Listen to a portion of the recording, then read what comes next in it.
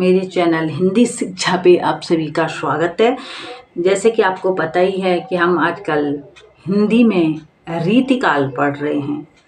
तो जो बच्चे मेरे चैनल पे नए आए हैं, चैनल को सब्सक्राइब करें, और जो बच्चे चैनल को देखते हैं, तो दोस्तों मैं इसलिए रोज़ की वीडियो नहीं बनाती हूँ क्योंकि आप देखते नहीं हो वीडियो को। तो ज़्यादा से ज़्यादा अपने दोस्तों को जोड़ें। तो जब ज़्यादा से ज़्यादा देखने लगेंगे तो मैं रोज़ की एक वीडियो बना करके आपका सिलेबस कंप्लीट कराऊंगी। तो फिर हमारा भी मनोबल बढ़ा रहता है, मन करता है, इंटरेस्ट रहता है पढ़ाने में।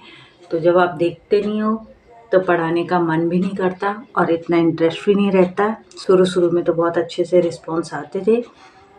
तो आप ज़्यादा से ज़्यादा अपने दोस्तों को जोड़ने की कोशिश करें। ये तो एक तो फ्री की कोचिंग है। जितना पढ़ोगे, टेस्ट जब भी होगा, फॉर्म जब भी निकलेंगे, पर ज़रूर होगा।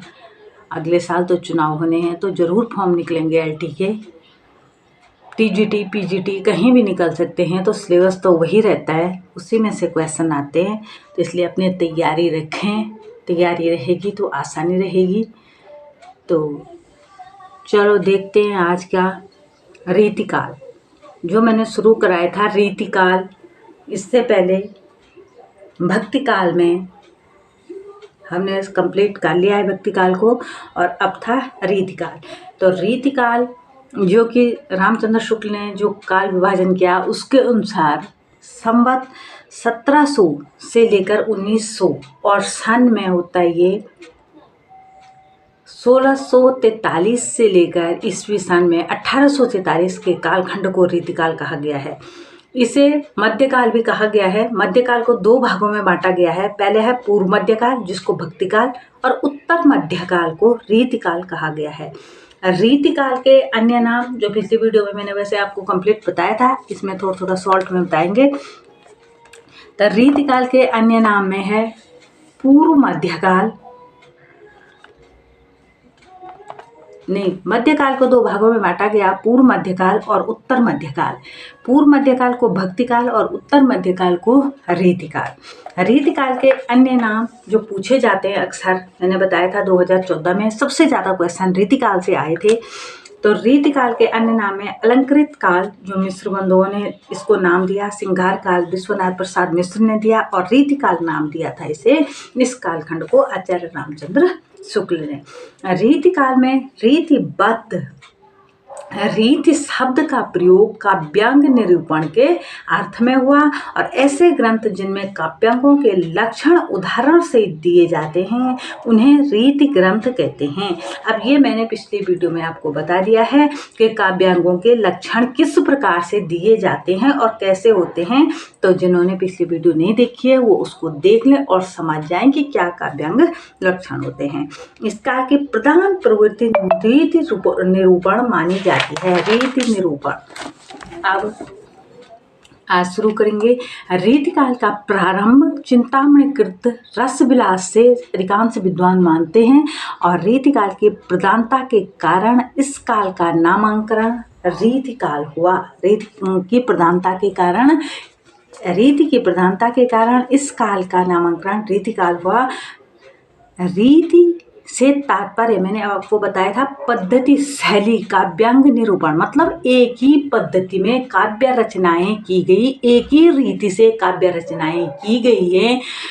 जैसे मैंने बताया था ना कि जैसे भक्ति काल में रामचरितमानस तो ज़्यादातर लोगों ने पढ़ा होगा।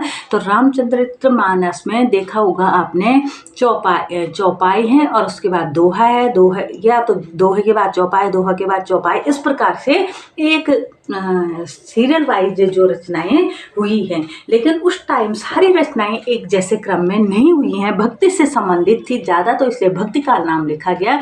लेकिन रीतिकाल की जितनी भी काव्य रचनाएं हुई हैं उनको लिखने का जो तरीका था वो एक जैसा ही था, एक रीति एक शैली में लिखे गए, तो उसका नाम दिया गया रीतिकाल। रीतिकाल का प्रारंभ चिंतामणिकृत रस विलास या मतिरामकृत रसराज से माना जाता है, और रीतिकाल के उदय के संबंध में रामचंद्र शुक्ल ने कहा था कि इसका कारण जनता की रुचि नहीं बल्कि आश्रयदाताओं की रुचि थी। तो मैंने बताया ना आपको कि रीति काल में जितने भी कवि हुए हैं, जितने भी वो कवि राजाओं के राजमहलों के राजकवि हुआ करते थे। तो वो राजकवि जो थे तो वो तो अपने राजाओं के प्रशंसा में ही काव्य रचनाएं किया करते थे।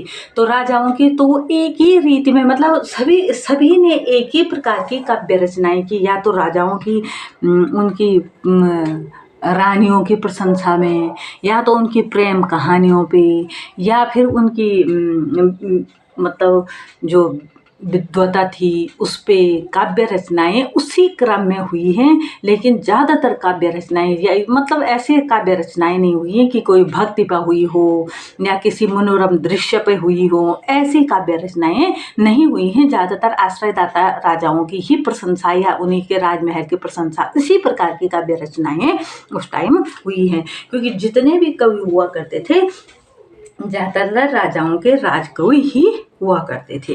तो इसलिए रामचंद्र शुक्ल जी ने कहा कि इस जो ये रीतिकाल का उदय हुआ, जो रीतिकाल में जो काव्य रचनाएं हुई, ये जनता की रुचि नहीं थी। मतलब जनता की रुचि तो क्या होनी थी, क्योंकि ऐसे राजाओं की प्रशंसा में जो गाए जाएंगे गीत काव्य, तो ये आश्रयदाता राजाओं की रुचि थी। जो राजाओं ने आश्रय दिए हुए थे जिन कवियों को, तो उन्हीं के उसमें वो काव्य रचनाएं होती थी, जिसके लिए वीरता और कर्मण्यता का जीवन बहुत कम रह गया था। तो वो राजा जो रीतिकाल के टाइम के जो राजा थे, तो उनमें वो वीरता या कर्मण्यता यानी वो कर्म करने पे कम ध्यान और भोग विलासिता पे उनका ज़्यादा ध्यान रहता था। इसी प्रकार के मतलब वो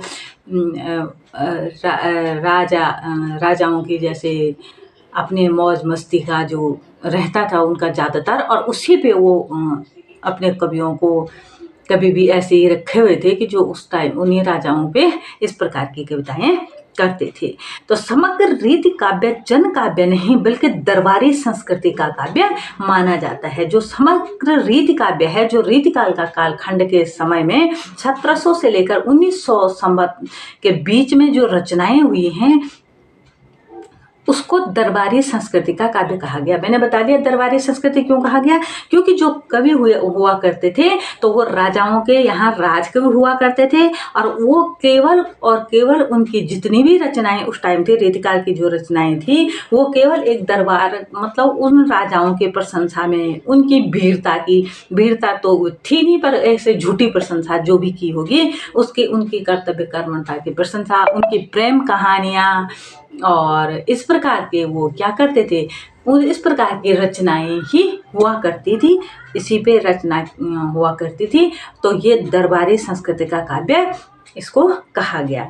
इसमें श्रृंगार शब्द पर साज सज्जा पर जोर दिया गया। रीतिकालीन कवियों को 3 भागों में बांटा गया है। ये मैंने आपको बता दिया कि दरबारी संस्कृति का काव्य, इसमें अब ऐसे रचनाएं होंगी कि जो राजाओं की प्रेम कहानियों पे आधारित होंगी या उनकी प्रशंसा में कही जाएंगी, तो जाहिर सी बात है उसमें श्रृंगार रस होगा। तो श्रृंगार रस की उसमें क्या थी, प्रधानता थी। नहीं तो ज़्यादातर जो राजाओं की कहानियाँ हुआ करती थी, राजाओं के लिए जो काव्य होते थे, तो उसमें वीर रस की प्रधानता हुआ करती थी। जो आपके आदिकाल की जो रचनाएं थी, जो वीरगाथा काल की रचनाएं थी, तो उनमें तो वीरता का भाव ज़्यादा था, वीर रस की प्रधानता थी। परंतु जो ये रीतिकालीन काव्य हुए हैं, इसमें वीर रस न बल्कि श्रृंगार रस की क्या थी, प्रधानता थी। और क्यों थी ये मैंने आपको पहले बता दिया। अब इन रीतिकालीन कवियों को 3 भागों में बांटा गया। एक था रीतिबद्ध, दूसरे थे रीति सिद्ध, और तीसरे थे रीति मुक्त। तो रीतिकालीन समस्त काव्य को 3 भागों में बांटा गया। अब क्वेश्चन पूछा गया था एक बारी 2014 में या 2018 में क्वेश्चन पूछा गया था कि रीति काव्य के प्रमुख भेदों में नहीं आता है। वैसे तो रीति काव्य के प्रमुख 3 भेद हुए, रीतिबद्ध, रीति सिद्ध और रीति मुक्त। परंतु जो प्रमुख भेद हुए वो रीतिबद्ध और रीति सिद्ध हुए। रीति मुक्त इस कड़ी में नहीं आता है। अगर क्वेश्चन पूछा गया था कौन सा नहीं आता है, तो रीति मुक्त नहीं आता है, इसको याद रखना। रीतिबद्ध उसको कहा गया जिसमें लक्षण ग्रंथों में रीति ग्रंथ थे, यानी एक ही क्रम में एक रीति में वो ग्रंथ लिखे गए थे। मैंने बोला ना, जिसकी प्रधानता होती है, जिसकी प्रचुरता होती है, उसी के अनुसार काल विभाजन किया जाता है। तो रीतिकालीन जो समय था 1700 और 1900 के बीच का जो समय था, उस टाइम जो काव्य रचनाएं हुई, तो उसमें जितनी भी काव्य रचनाएं उसमें लक्षण ग्रंथों में रीति काव्य लिखे गए। अब उस टाइम के प्रमुख कवि थे केशव हो गए, चिंतामणि हो गए, मतीराम, देव, जसवंत सिंह, कुलपति मिश्र और मंडन और सूरती मिश्र। ये देख लो, चिंतामणि और मतीराम, देव, ये मैंने आपको पहले पिछली वीडियो में करा रखा है। अब रीति सिद्ध हुए, इन्होंने रीति ग्रंथ तो नहीं लिखे, परंतु उन्हें रीति की भली भांति जानकारी थी। रीतिबद्ध जो कवि हुए हैं, उन्होंने समस्त रीति काव्य रीति के हिसाब से ही लिखा, तो वो रीतिबद्ध में आ गया, जिसमें मुख्य थे केशवदास और चिंतामणि जो पूछे जाते हैं। दूसरे हुए रीति सिद्ध, इन्होंने रीति ग्रंथ तो नहीं लिखे, लेकिन उन्हें रीति की भली भांति जानकारी थी, किस क्रम में ग्रंथ लिखे गए, और इसके प्रतिनिधि कवि माने जाते हैं। जो क्वेश्चन के बार बार पूछा जाता है वो थे बिहारी। रीति सिद्ध प्रसिद्ध कवि थे बिहारी। अब रीति मुक्त जो कवि हुए, तो रीति मुक्त का मतलब होता है इन्हें न तो रीति उस टाइम पे होता है ना, जिस कालखंड में बहुत सारे तो रीतिबद्ध कवि हुए, फिर इन्हें रीति की जानकारी थी, पर उन्होंने ऐसे रचनाएं नहीं की, उसमें बिहारी लाल प्रमुख थे। लेकिन कई ऐसे भी रचनाएं थी, कई ऐसी रचनाएं हुई, ज़्यादा नहीं थी पर कई थी जो रीति मुक्त थी, न तो इन्हें रीति की जानकारी थी और न इन्होंने इस प्रकार की रचनाएं की। मतलब जो रीति काव्य हुए उससे बिल्कुल अलग इन्होंने रचनाएं की। इसमें 5 प्रमुख कवि माने जाते हैं, जो बार बार कई क्वेश्चन जो आपके समूह का पेपर होता है उसमें भी पूछा जाता है। एक बार ये द्विजदेव क्वेश्चन आया था रीति मुक्त कवियों में शायद, तो उसका आंसर द्विजदेव होना था, तो उतना उस टाइम हमें भी पता नहीं था, क्योंकि ये 5 ही कवि हैं, घनानंद, बोधा, आलम, ठाकुर और द्विजदेव। रीति मुक्त कवि हैं 5, घनानंद, बोधा, आलम, ठाकुर और द्विजदेव। रीतिबद्ध और रीति सिद्ध वे रचनाएं हैं, जो रीतिबद्ध और रीति सिद्ध वे रचनाएं हैं जो लक्षण और लक्ष्य की परंपरा में आते हैं। लेकिन रीति मुक्त वो रचना है जो न तो लक्षण न तो लक्ष्य परंपरा में आती है।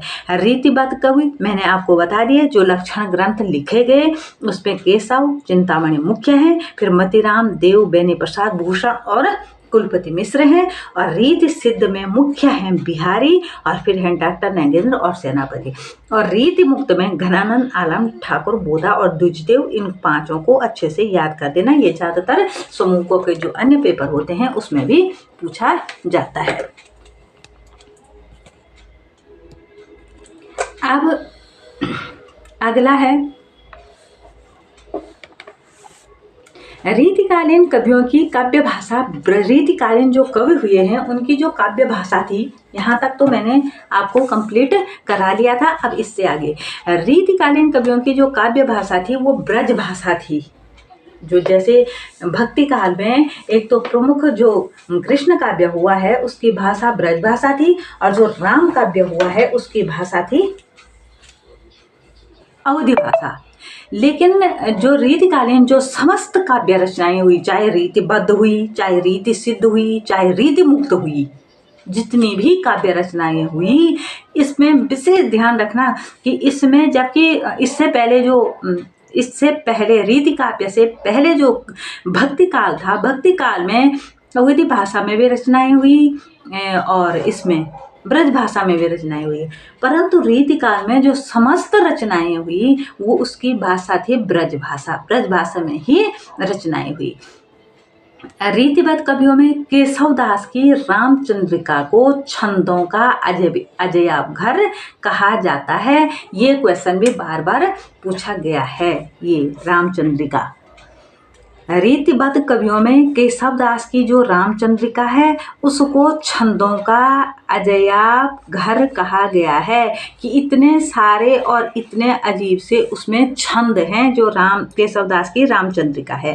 और रीतिकाल के अंतिम कवि हुए हैं, पहले इनको जो मुख्य मुख्य बातें हैं इनको नोट करते जाएं। रीतिकाल के अंतिम कवि हुए हैं ग्वाल कवि, ये क्वेश्चन भी याद करना। रीतिकाल में अंतिम कवि थे ग्वाल कवि और उसके बाद आपका आधुनिक काल शुरू हो गया था। इनकी जो रचना थी वो रसरंग थी जो 1853 के आसपास लिखी गई। ग्वाल कवि की जो रचना थी वो रसरंग थी जो 1853 के आसपास लिखी गई। और केशव दास की जो रामचंद्रिका थी ये रीतिबद्ध प्रसिद्ध रचना थी। केशव दास की जो रामचंद्रिका थी ये रीतिबद्ध प्रसिद्ध रचना थी और इसमें अजीब अजीब से इतने सारे छंद थे, इसको छंदों का अजयाबघर भी कहा जाता है, तो इसको भी अच्छे से याद रखना। अब अगला है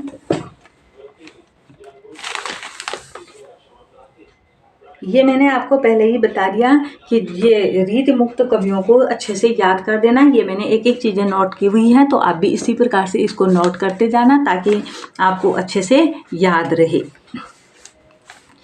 घनानंद बोधा आलम ठाकुर और द्विजदेव ये रीति मुक्त कवि हुए हैं। रीति मुक्त, इसको इस प्रकार से आप भी बार बार इनको लिखते जाओ, तो जो चीज़ें याद करने लायक होती हैं ना उनको बार बार ऊपर कहीं ना कहीं लिखते जाओ तो आप लिखा हुआ अच्छे से याद रहता है।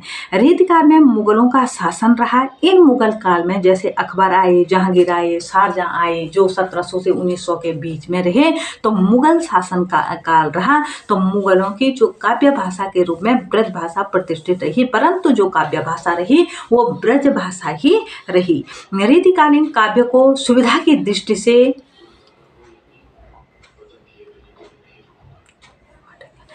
डॉक्टर नगेंद्र ने इसको 3 वर्गों में बांटा। एक रीतिकालीन मुक्तक काव्य, एक रीतिकालीन प्रबंध काव्य और रीतिकालीन नाटक। रीतिकालीन जो काव्य रचना हुई, रीतिकाल को 3 भागों में बांटा गया, इसको अलग अलग रखना, रीतिबद्ध, रीतिसिद्ध और रीतिमुक्त। लेकिन जो रीतिकालीन काव्य थे जो सुविधा की दृष्टि से डॉक्टर नगेंद्र ने इसे 3 वर्गों में विभक्त किया। रीतिकालीन मुक्तक काव्य, रीतिकालीन प्रबंध काव्य और रीतिकालीन नाटक। एक तो मुक्तक काव्य रचना हुई, एक प्रबंध काव्य रचना हुई और तीसरा हुआ रीतिकालीन नाटक।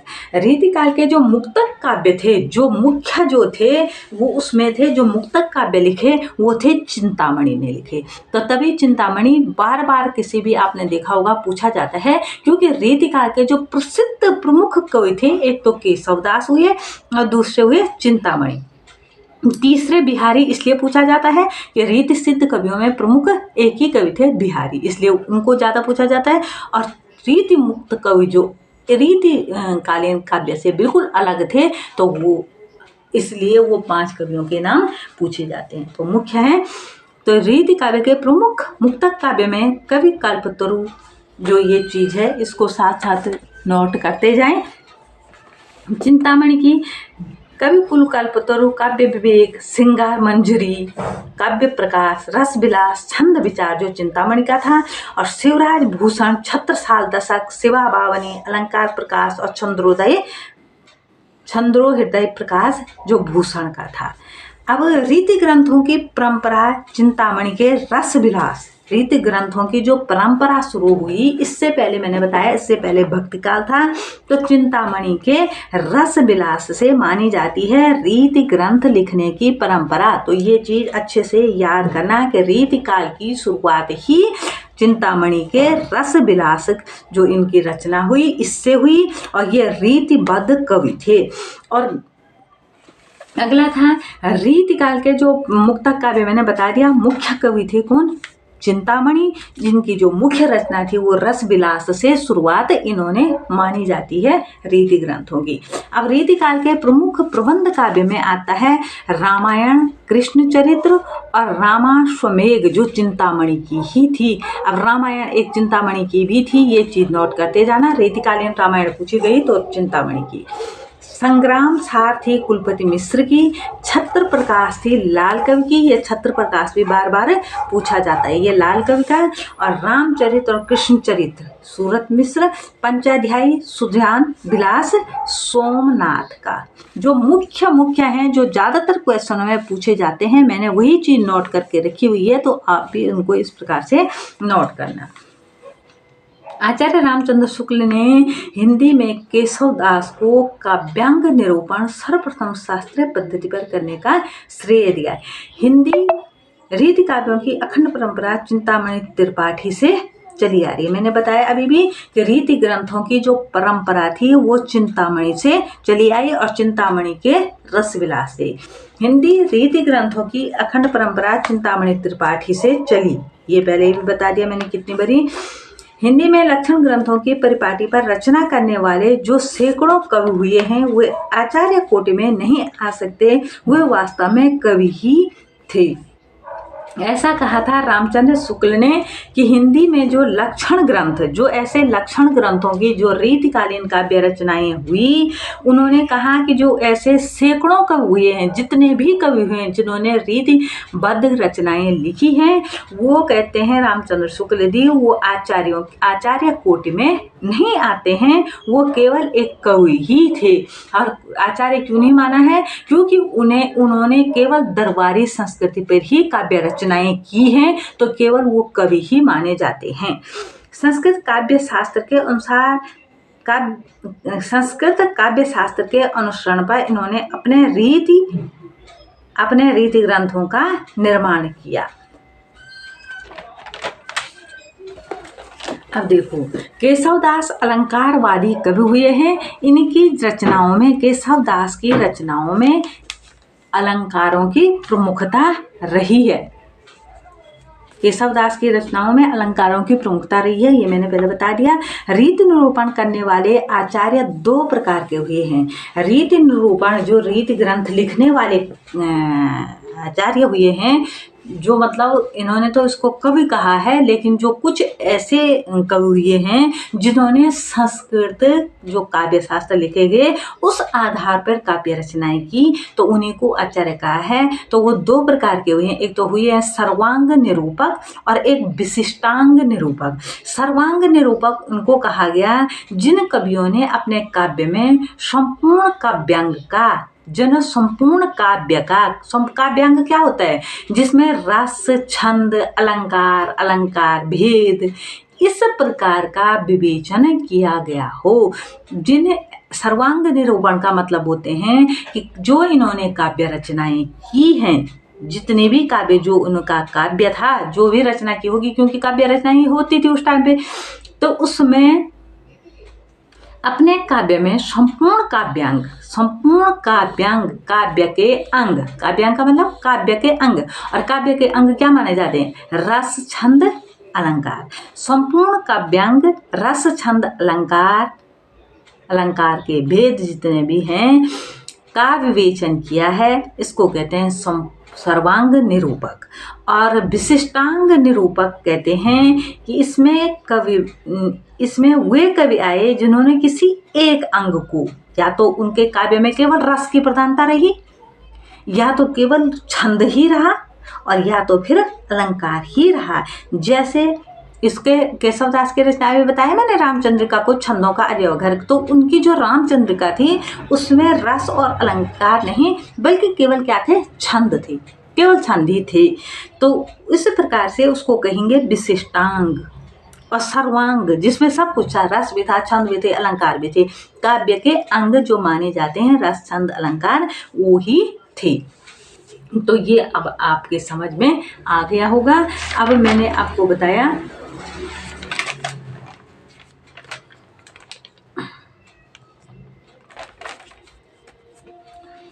अब जो सर्वांग रचनाएं थी, इसमें मुख्य थी चिंतामणि की, जो सर्वांग जो रचनाएं थी इसमें मुख्य थी चिंतामणि की कवि कुल कल्पतरु, देव की शब्द रसायन, कुलपति की रस रहस्य, भिकारी दास की काव्य निर्णय, सोमनाथ की रस पीयूष निधि और अमीरदास की सभा मंडन। इनको इस प्रकार से नोट करते जाना या तो साथ साथ इसका स्क्रीनशॉट लेते जाना। विशिष्टांग मैंने बता दिया कि विशिष्टांग उसे कहा था, सर्वांग काव्य उसको कहते हैं जिसमें काव्य के सभी अंग रस छंद अलंकार यानी सभी अंग आए, उसको सर्वांग काव्य। और विशिष्टांग काव्य उसको कहते हैं जिसमें काव्य का एक विशिष्ट अंग यानी उसमें क्या तो रसी रहेगा या तो छंदी रहेगा या तो अलंकारों की ही भरमार रहेगी, उसको कहते हैं विशिष्टांग। तो जैसे इसमें था देव का भाव विलास और याकूब खां का रसभूषण, इसमें प्रमुख विशिष्टांग काव्य में आते हैं। अब अगला था रीतिकालीन काव्य में श्रृंगार रस की प्रधानता रही। मैंने बताया था ना कि श्रृंगार रस की प्रधानता क्यों थी, क्योंकि ये दरबारी काव्य थे तो श्रृंगार रस की ही इसमें प्रधानता होना, ये तो आप भी समझ सकते हैं। अलंकार से कविताओं को सजाया गया और अलंकारों की भी प्रधानता रही। अब जो कई मैंने पहले भी जो आपको भक्तिकाल पढ़ाया था, जिन्होंने भक्तिकाल वाली वीडियो देखी होगी उनको पता ही होगा कि जो भक्तिकाल था, जो भक्तिकाल मैंने आपको पढ़ाया था, मैंने बताया था कि कई बारी ऐसा होता है ना, ज़्यादातर आजकल जो क्वेश्चन पेपर आते हैं उनमें एक लाइन दी होती है और लिखा होता है कि ये लाइन किस कवि की है या किस रचना से है ये किस काल की है, इस प्रकार की लाइनें पूछी जाती हैं। अब लाइन ये तो नहीं है ना कि इतनी सारी रचनाएं हैं कहीं से भी उठा के एक दे देंगे, और तो फिर कितनी की रचनाएं, आप सारी रचनाएं जितनी आज तक की हुई उतनी तो याद कोई भी नहीं कर सकता, बढ़ भी नहीं सकता।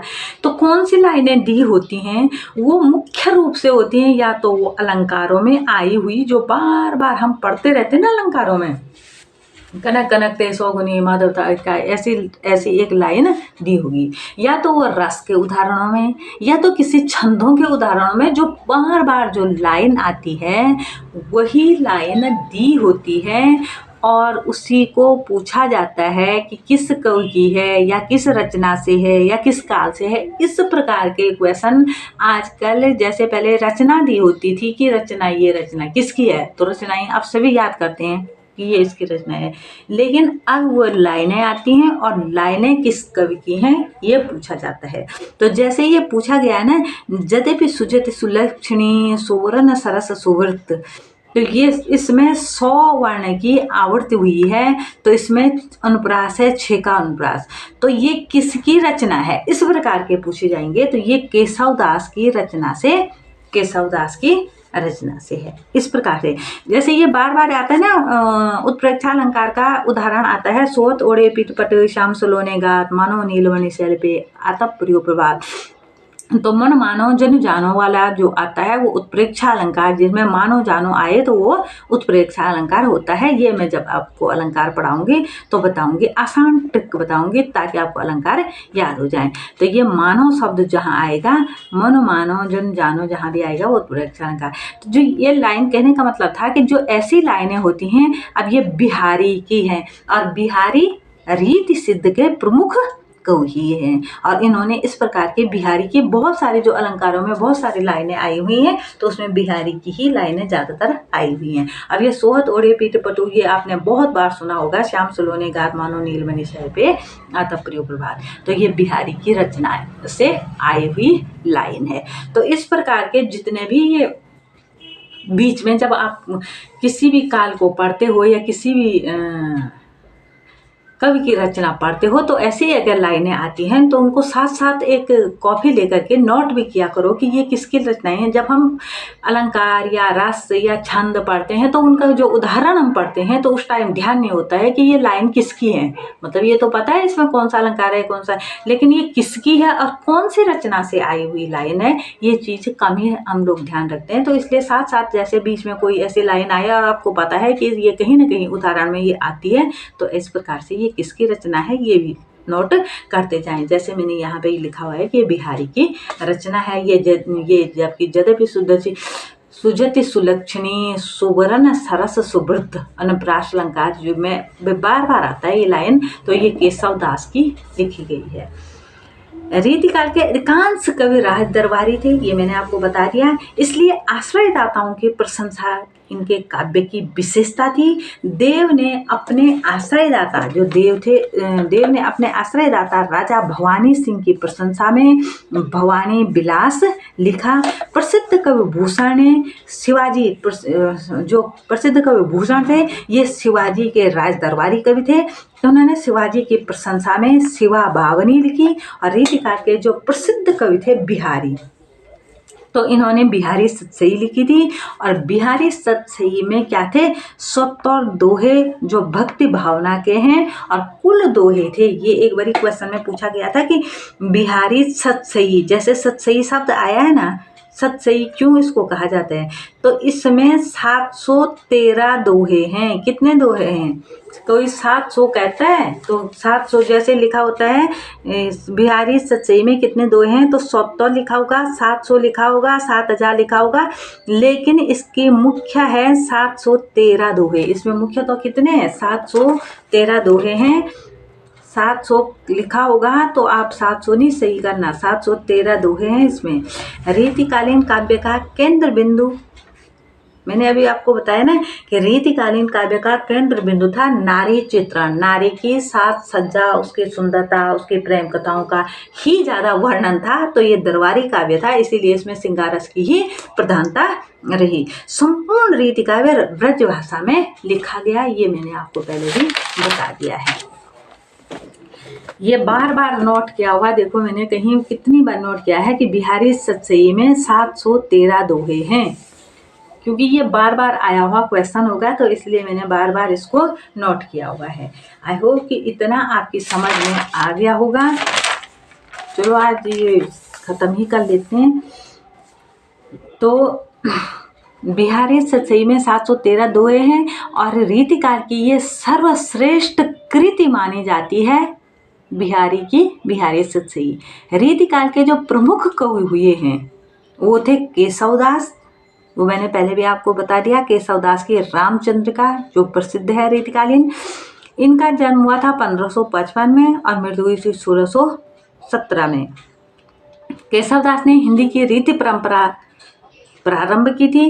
केशवदास हिंदी के अलंकारवादी कवि ये हैं। जो इनका रीति काव्य है इसमें अलंकारों की प्रधानता थी, जो रीतिकालीन केशवदास हुए हैं। ये ओरछा नरेश इंद्रजीत के आश्रय में रहते थे। और केशवदास की जो प्रमुख रचनाएं हैं जो ज़्यादातर पूछी जाती हैं, रसिक प्रिया है, रामचंद्रिका है, कितने में लिखी गई ये मैंने साथ में नोट की हुई। रामचंद्रिका 1601 में, कवि प्रिया 1601 में, रतन बावनी और वीर सिंह देवचरित, विज्ञान गीता और जहांगीर जसचंद्रिका, नखशिक और छंदमाला, ये प्रमुख इनकी रचनाएं थी। किसकी, केशवदास की। इनको साथ साथ नोट करते जाना है। इसमें रसिक प्रिया, कौप्रिया और छंदमाला रीति परक ग्रंथ हैं। छंदमाला में 77 छंद के लक्षण हैं। 77 छंद, जो छंदमाला इनकी रचना है, केशवदास की जो छंदमाला रचना है इसमें 77 छंदों के लक्षण हैं। 77 जो छंद हैं उनके लक्षण इनकी अकेली छंदमाला में हैं। अब मुख्य जो नोट की हुई बातें हैं ये देख लो। रामचंद्रिका केशवदास द्वारा राम कथा पर लिखा गया उत्कृष्ट महाकाव्य है। रामचंद्रिका केशवदास के द्वारा राम कथा पर लिखा गया उत्कृष्ट महाकाव्य है और इसकी को छंदों का अजगर भी कहा जाता है। जबकि जो इनका लिखा गया विज्ञान गीता एक आध्यात्मिक ग्रंथ है। कौन सा, केशवदास का जो विज्ञान गीता है ये आध्यात्मिक ग्रंथ है। केशवदास की कविता में क्लिष्टता थी, इसीलिए उन्हें कठिन काव्य का प्रेत, अब ये शब्द कठिन काव्य का प्रेत किसे कहा जाता है, ये ऐसे क्वेश्चन आते हैं। तो कठिन काव्य का प्रेत कहा जाता है केशवदास को। क्यों कहा जाता है, क्योंकि उनकी कविता में क्लिष्टता थी। अब अगला है, देखो ये मैंने पहले भी बता दिया इसको। जद्यपि सुजति सुलक्षणी सुवर्ण सरस सुवृत भूषण बिंदु न बिरजयी कविता बनिता मीद। तो ये इसमें अनुप्रास अलंकार है और ये केशव दास के, पहले में मैंने बता दिया कि ये केशव दास द्वारा लिखा गया है। ये लाइनें केशव दास द्वारा लिखी गई हैं। उपयुक्त से स्पष्ट है कि केशव दास बिना अलंकार के कविता को सुंदर नहीं मानते थे। उन्होंने हर एक, जितनी केशव दास की जितनी रचना है इसमें अलंकारों की भरमार है। कोई रचना में केवल छंदों की भरमार है, किसी में अलंकारों की अलंकार। अब भूषण छत्रपति शिवाजी और पन्ना के राजा छत्रसाल के आश्रय में रहते थे। पहले शिवाजी के आश्रय में और फिर छत्रसाल के आश्रय में। तो इस प्रकार से नभूषण ने अधिकतर वीर रस की कविताएं लिखी हैं। चित्रकूट के राजा रुद्र शाह सोलंकी ने इन्हें भूषण की उपाधि दी थी। तो कवि भूषण को भूषण की उपाधि दी थी चित्रकूट के राजा रुद्रशाह सोलंकी ने। इन चीज़ों को नोट करते जाना, केवल यही चीज़ें कई बारी पूछी जाती हैं। भूषण ने शिवराज भूषण और शिवा बावनी की रचना महाराजा शिवाजी के आश्रय में रहकर की थी और शिवराज भूषण अलंकार ग्रंथ है। छत्रसाल दशक में राजा छत्रसाल की वीरता का बखान है और भूषण के जो उपलब्ध ग्रंथ हैं ये भूषण उल्लास है, दूषण उल्लास है और भूषण हजारा है। अब लास्ट रह गया बिहारी लाल का। और बिहारी रीतिकाल के सर्वश्रेष्ठ कवि, रीतिकाल के जो सर्वश्रेष्ठ कवि माने जाते हैं वो बिहारी लाल माने जाते हैं। बिहारी का एकमात्र ग्रंथ है जो बिहारी सतसई है, ये बार बार पूछा जाएगा, जो 1662 में इसकी रचना हुई थी बिहारी सतसई की। और इसमें 713 दोहे हैं। बिहारी रीति सिद्ध कवि थे, रीति की जानकारी थी, परंतु रीति ग्रंथ इन्होंने नहीं लिखे। इनकी जो रचना है न तो किसी दरबारी कवि की है और ये मुख्य तो है क्या बिहारी सतसई, इतने दोहे इन्होंने 713 दोहे उसमें लिखे गए हैं। इस ग्रंथ का निर्माण राजा गाथा सप्तशती के आधार पर हुआ है और बिहारी जयपुर के राजा जयसिंह के दरबारी कवि थे। अब जो ये आता है ना अन्योक्ति अलंकार में, नहीं पराग नहीं मधुर मधु नहीं विकास यह काल अले अले ही सो बंध्यो आगे कौन हलाल, ये भी देखो बिहारी का। जितने मैंने बताया कि जितने अलंकारों में ज़्यादातर जो उदाहरण है ना, जो अलंकार लिखे गए हैं किताबों में उदाहरण है, ये बिहारी सतसई से लिए गए हैं। देखो, नहीं पराग नहीं मधुर मधु नहीं विकास एक काल, ये भी बिहारी का है। और अभी मैंने पीछे बताया था वो बिहारी का है। अब देखो, बिहारी सतसई मूल रूप से श्रृंगार रस का ग्रंथ था। अब ये संयोग श्रृंगार बतरस लालच लाल की मुरली दही लुकाई है ना, सो कहे भों से नैन कहे कट जाए, ये भी संयोग श्रृंगार का बिहारी लाल का है। अगला है मेरी वो बाधा हरो राधा नागर सोई जातन की जाई पड़े श्याम हरित दुग्ध होई, ये बिहारी लाल का है। मोरे मुकुट, ये वाला बिहारी।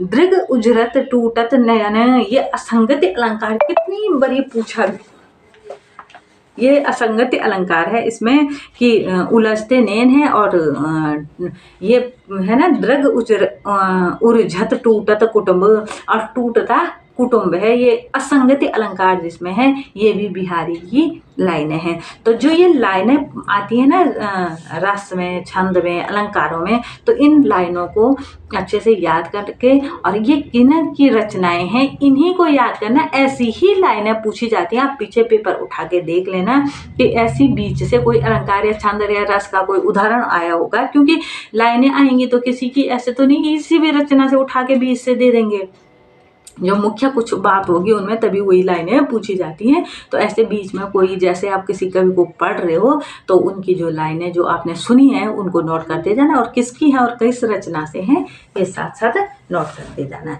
आई होप कि इतना आपकी समझ में आ गया होगा। आज रीतिकाल समाप्त हो गया है, इसके बाद हम आधुनिक काल एक एक करके आपको पढ़ाएंगे। आधुनिक काल के तो कई भेद हैं, तो इसको एक एक करके पढ़ाएंगे।